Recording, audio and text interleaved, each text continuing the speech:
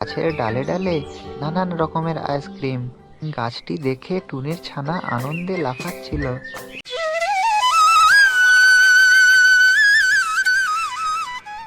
একটি জঙ্গলে টুনি ও তার ফুটফুটে ছানা থাকতো। কাল টুনি ছানার জন্মদিন। টুনি ছানার বাবা ছিল না। টুনি ছানাটি তার মায়ের কাছে বায়না করতে থাকে।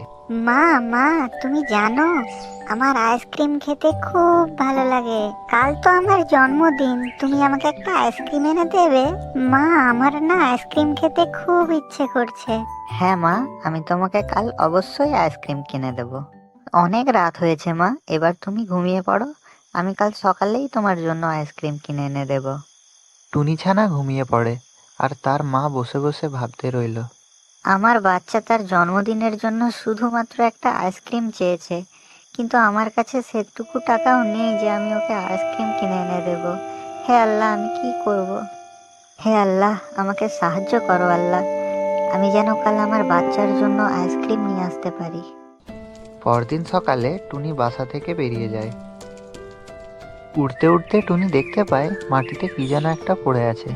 সেখানে গিয়ে টুনি দেখতে পায় একটি পরী মাটিতে খুব অসুস্থ অবস্থায় পড়ে আছে।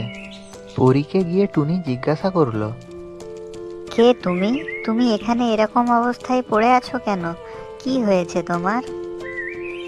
আমাকে আমাকে একটু সাহায্য করো। আমাকে একটু তুলসী গাছের পাতা এনে দাও, নইলে আমি মারা পড়ব। দয়া করে আমার একটু সাহায্য করো। টুনি আর একটুও দেরি না করে জঙ্গল থেকে তুলসী গাছের পাতা এনে পরীকে দেয়। পরী সেই পাতা খেয়ে সুস্থ হয়ে ওঠে। তোমার নাম কি মিষ্টি পাখি? তুমি আজ আমার জীবন বাঁচিয়েছ, আমি তোমার কাছে চিরকাল কৃতজ্ঞ থাকব। আমার নাম টুনি, আমি আমার বাচ্চাকে নিয়ে এই জঙ্গলেই থাকি। আজ তুমি আমার জীবন বাঁচিয়েছ টুনি, আমি একজন ইচ্ছে পূরণকারী পরী।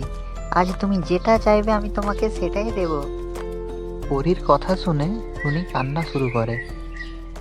এ কি টুনি, তুমি কান্না করছো কেন? কান্না করো না। আজ আমার বাচ্চার জন্মদিন। সে তার জন্মদিনে আইসক্রিম খেতে চেয়েছে, কিন্তু আমার সেটুকু সামর্থ্য নেই যে আমি ওকে আইসক্রিম কিনে এনে দেব।